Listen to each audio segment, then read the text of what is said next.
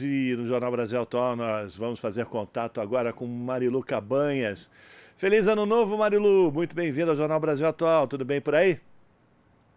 Tudo certo, Rafa. Feliz ano novo para você também. E que ano, né? A perspectiva, né, que a gente está vivendo nesse momento, depois da posse do presidente eleito Luiz Inácio Lula da Silva. A gente vai ter oportunidade aqui de conversar mais sobre essa posse. A gente está vendo aqui nos chats, tanto da Rádio Brasil Atual quanto da TVT, as pessoas comemorando, celebrando esse momento. E oxalá que a gente tenha espaço hoje para fazer a saideira, para poder colocar todas essas mensagens no ar, pelo menos uma boa parte delas. Não tem dado tempo, muita correria aqui no jornal, mas a gente vai repercutir a posse do presidente Lula agora, nesse momento, com a Renata Miele, a jornalista, ela que é coordenadora do Centro de Estudos da mídia alternativa Barão de Tararé. Renata, você ainda está no Fórum Nacional pela Democratização da Comunicação. Conta para a gente, bom dia, e a tua emoção em relação à posse de Lula. Bom dia, Marilu. Bom dia a todos que estão aqui acompanhando o Jornal Brasil Atual. Foi um dia emocionante, né? Eu acho que para quem luta, né, atua na política e luta por um país mais democrático, qualquer pessoa se emocionou muito ontem, né? Foi um dia muito cheio de símbolos, né?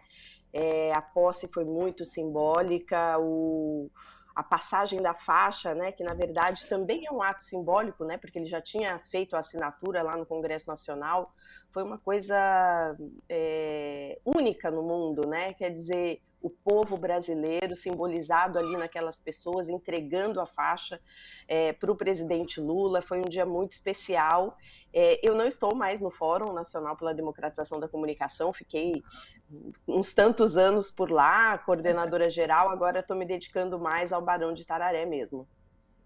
Tá certo. E Renata, vamos falar aqui, eu peguei aqui alguns trechos, né, do discurso do presidente Lula, no que se refere justamente à informação, à comunicação, e ele disse, num trecho do discurso dele no Congresso, que a partir de hoje, né, ontem, a lei de acesso à informação voltará a ser cumprida, o portal da transparência voltará a cumprir seu papel, os controles republicanos voltarão a ser exercidos para defender o interesse público, não carregamos nenhum ânimo de revanche contra os que tentaram subjugar a nação a seus desígnios pessoais e ideológicos, mas vamos garantir o primado da lei. Quem errou responderá por seus erros, com direito amplo de defesa dentro do devido processo legal. O mandato que recebemos frente a adversários inspirados no fascismo será defendido com os poderes que a Constituição confere à democracia. Ainda tem um outro trecho, o Lula, na realidade, né, assinou um despacho que determina a Controladoria Geral da União reavaliar no prazo de 30 dias as decisões que impuseram sigilo sobre informações e documentos da administração pública. A gente pode começar a conversa por aí, né, Renata? Como é que você viu já essas decisões do presidente Lula? Eu acho que essa questão da lei do acesso à informação era um compromisso, né, diante da prática autoritária de colocar as informações públicas de interesse público sob sigilo, sigilo até de 100 anos, né, que o ex-presidente Jair Bolsonaro cometeu, né. Então, a ALAI foi uma grande conquista do movimento social e da sociedade brasileira, né. É um instrumento, um mecanismo de fiscalização, de acompanhamento das ações do Estado. Para nós que somos jornalistas, né, Marilu, é um instrumento indispensável para que a gente possa fazer com responsabilidade, com base em informações, o nosso trabalho cotidiano de levar à sociedade, né, informações relevantes e com dados corretos, né? Então, essa decisão, né, que o presidente toma de dar novamente status de relevância ao acesso à informação é algo muito importante e já mostra que nós entramos novamente, né, inauguramos uma nova página da história recente do nosso país, né, onde o que é público tem que estar disponível para o escrutínio e para o interesse público, né? Então, a privacidade é para as questões de foro íntimo, que não são de interesse público. Agora, o Estado não pode ter privacidade, né? O Estado tem que ter transparência.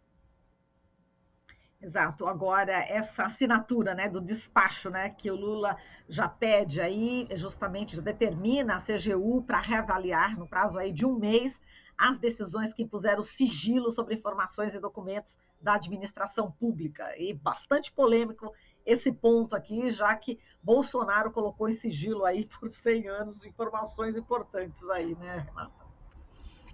E ele colocou em sigilo informações que provavelmente comprometem, né, a sua ação, né, desviando, né, recursos ou contrariando preceitos constitucionais, o interesse público. Então, à medida em que essas informações passam a ser públicas, né, nós vamos ter oportunidade de conhecer, né, o que foi de fato, quais foram as medidas, né, equivocadas, as orientações, as decisões erradas que esse país foi submetido nos últimos 4 anos, né? Questões envolvendo a vacina, coisas muito importantes que nós agora, que não foram, né, não pudemos ter acesso durante o governo de transição, né, porque estavam sob sigilo, mas que agora também a gente vai poder incluir nesse diagnóstico do Estado brasileiro que foi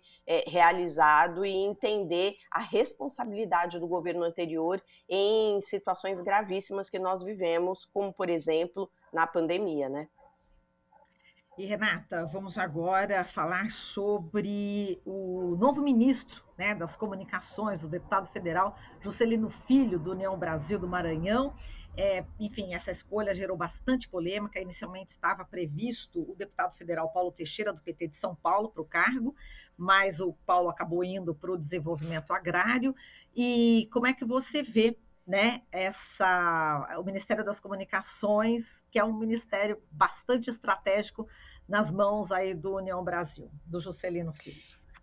Então, Marilu, para responder sua pergunta, ainda vou destacar 2 trechos do presidente durante a sua posse. Um que ele falou de forma muito relevante ainda na Câmara sobre a importância, né, entre as questões prioritárias, né, os eixos prioritários que ele listou ali naquele discurso muito contundente, a questão da universalização do acesso à internet, né?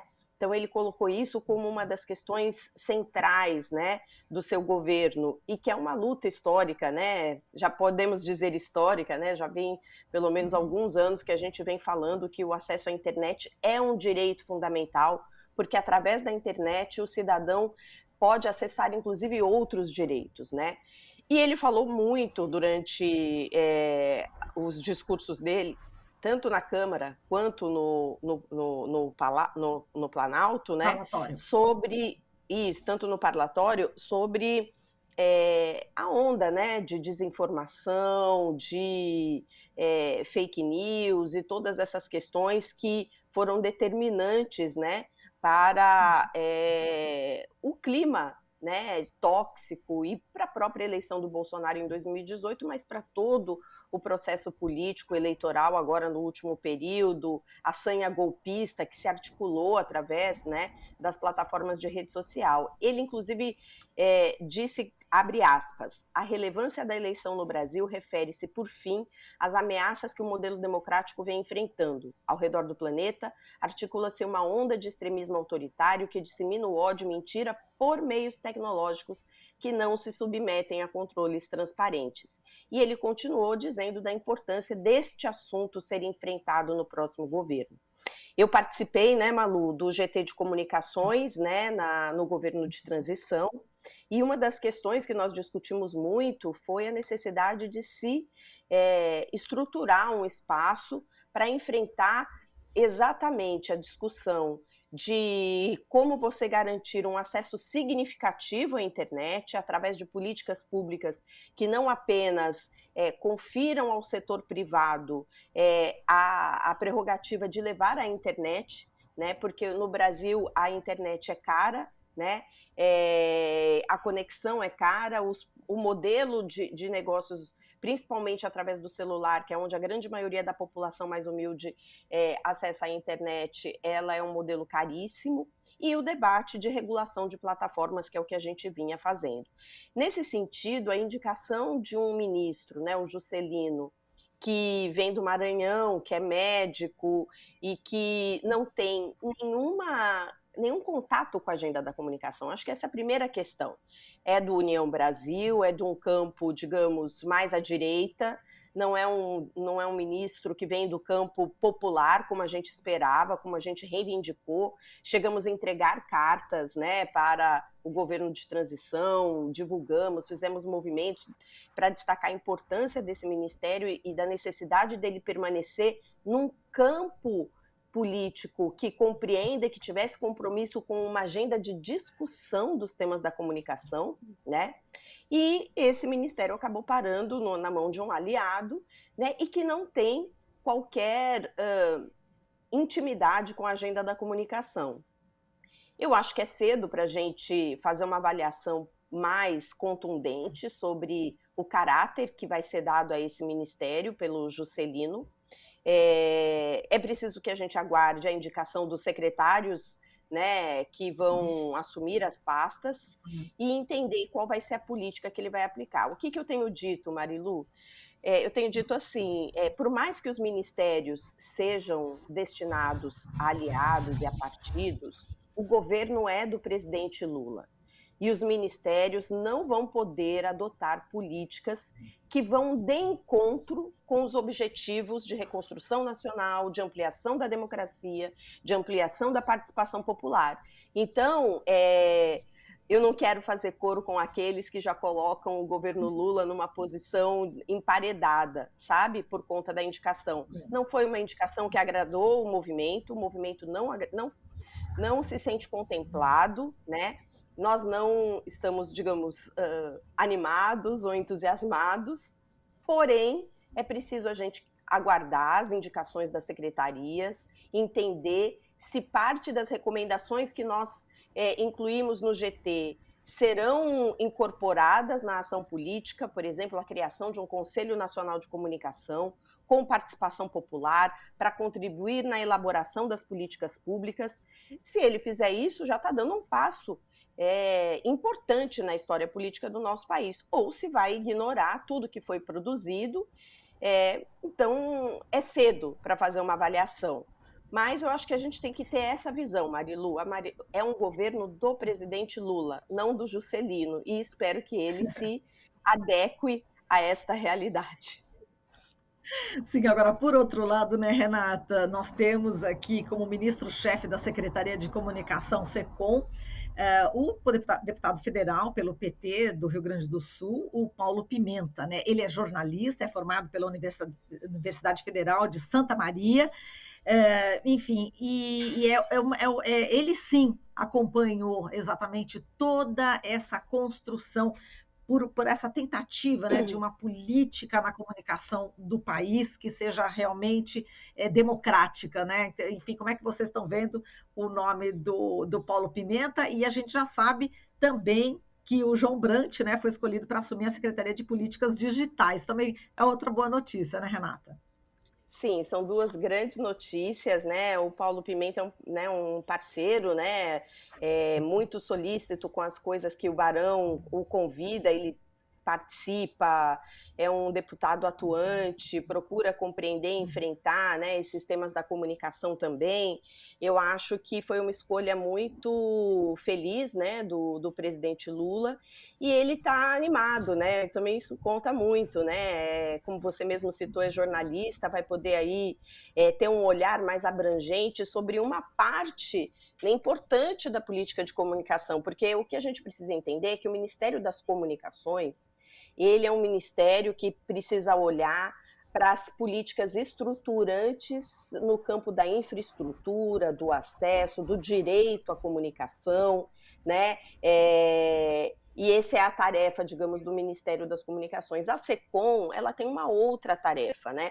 Que é a tarefa de colocar em prática comunicação institucional do governo, né? E junto com isso, né, ajudar aí na gestão, né, está junto, né, está pendurada, como a gente diz na SECOM, a empresa Brasil de Comunicação. Então, nós sempre discutimos muito, por exemplo, a necessidade de o Brasil ter uma política republicana de distribuição de verbas publicitárias do Estado brasileiro, distribuição de verbas que não podem alimentar apenas os grandes monopólios privados de comunicação. É papel do Estado promover recursos, né, que garantam a diversidade e a pluralidade dos meios de comunicação no Brasil. Isso não significa dar recursos para aqueles que falam bem do governo, significa você olhar o arranjo midiático do Brasil, que se alterou muito nos últimos anos, né, com várias formas, né. Você tem cooperativas, você tem instrumentos que são totalmente digitais, que funcionam apenas na internet. Hoje você tem meios de comunicação segmentados, então você tem a mídia índia, você tem mídias quilombolas. Então é papel do Estado promover diversidade e pluralidade e fazer chegar campanhas públicas para esses públicos também, né? Então, acho que ele tem um grande desafio, que é tentar construir na SECOM essa política de distribuição de verbas publicitárias, que precisa ter esse olhar, que não é um olhar que engorda os cofres daqueles que já têm poder significativo de mercado, mas contribuir para fortalecer essa diversidade de meios de comunicação que surgiram no país, né? O João chegando aí nessa secretaria aí de serviços digitais é muito importante, um parceiro de anos da luta pela democratização da comunicação, foi meu companheiro quando nós estávamos no FNDC num período, e ele tem uma visão muito estruturante, né, dos desafios e dos problemas que precisam ser enfrentados nessa agenda. Então, eu acho que a gente, se de um lado houve aí uma certa, digamos, insatisfação, do outro há uma expectativa muito grande com as possibilidades que se abrem com a indicação do Paulo Pimenta e do João nessa secretaria também, para que a gente possa, não digo revolucionar, mas pelo menos mexer um pouco aí essas peças na perspectiva de ter, né, como eu disse, uma política que olhe para os pequenos, que olhe para essa diversidade, que converse com o povo brasileiro de uma outra maneira, né? E, Renata, vai acabar essa história de usar o dinheiro público justamente para as mídias que propagam justamente as fake news. Foi o que aconteceu no governo Bolsonaro, né? Eu espero que sim, Marilu, e isso é um debate muito delicado e muito importante, né? Que, na verdade, a gente, quando eu era do FNDC, nós chegamos a apresentar algum debate sobre esses critérios. O que nós precisamos no Estado brasileiro é de critérios transparentes sobre como se destinam os recursos publicitários, para que não haja discricionariedade. Então, veículos de comunicação que sejam reincidentes em propagação de mentiras, em propagação de conteúdos de discriminação, de preconceito, né? Eu acho que tem que ter uma série de critérios. Esses veículos não podem receber verbas públicas, verbas provenientes do Estado brasileiro. Podem pegar verbas no mercado, né? Mas não no Estado. Me lembro uma vez, só a título de exemplo, né? E tal, a nossa revista Veja, né? Ela tem um histórico bastante atribulado, né? Eu me lembro que na época ela tinha feito uma capa que era um remédio de diabetes, se não me engano, agora posso estar falhando a memória, e que um dos efeitos colaterais desse remédio era o emagrecimento. E fez uma capa irresponsável, estimulando a automedicação das pessoas como um remédio milagroso para perder peso. Quer dizer, isso é um tipo de desinformação que vem na capa de uma revista de grande circulação nacional, que pode levar a problemas de saúde das pessoas. Então, na época, a gente deu esse exemplo, né? Como que o Estado pode investir recurso numa revista que faz isso? Então, assim, o que eu acho que é importante, Marilu, são critérios. Os critérios precisam estar claros, é preciso ter ser bastante rigoroso na escolha dos critérios positivos e dos critérios negativos, né? Porque também, assim, um veículo de comunicação, a gente precisa ter os recortes. Então, o Franklin, quando foi ministro da SECOM, ele já deu uma revolucionada quando ele criou lá a mídia técnica, que hoje é muito criticada, porque de fato ele cria um viés de distribuição de recursos para os grandes, né? Mas quando a gente não tinha critério nenhum, isso passou a ser um critério. Mas veja, se é papel do Estado falar com todos, a audiência não pode ser o único critério, porque eu posso ter um veículo de comunicação fundamental, importante, que conversa com comunidades indígenas isoladas, que tem uma audiência, portanto, menor, mas que é fundamental o Estado garantir a sobrevivência desse veículo e levar informações públicas para lá, porque eles são população brasileira e têm o direito de receber, de ter acesso à informação. Então, acho que os critérios, né, precisam ser muito balanceados. Eu tenho certeza que o Paulo vai ter a sabedoria de conduzir, né, um processo de elaboração desses critérios que deixe confortável a todos, né?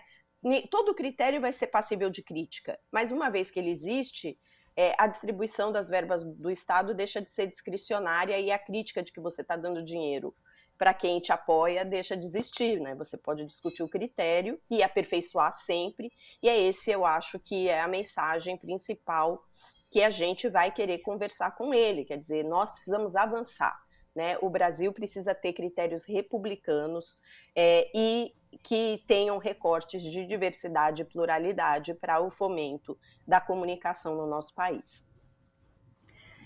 Renata, a gente agradece muito aqui a tua participação, obrigadíssima, e feliz 2023, agora com nova perspectiva, e a gente volta a se falar em breve, viu? Tem pele de fake news, enfim, tem muita coisa ainda para a gente conversar. Um forte abraço para você, viu, minha querida? Obrigada, Marilu, desculpa o atraso, um abraço para todo mundo e um 2023 de muita luta para a gente. Tchau. Obrigada, tchau, querida. Falamos aqui com a Renata Miele, jornalista, ela que é coordenadora do Centro de Estudos da Mídia Alternativa Barão de Tararé. Estamos apresentando Jornal Brasil Atual. As notícias que os outros não dão.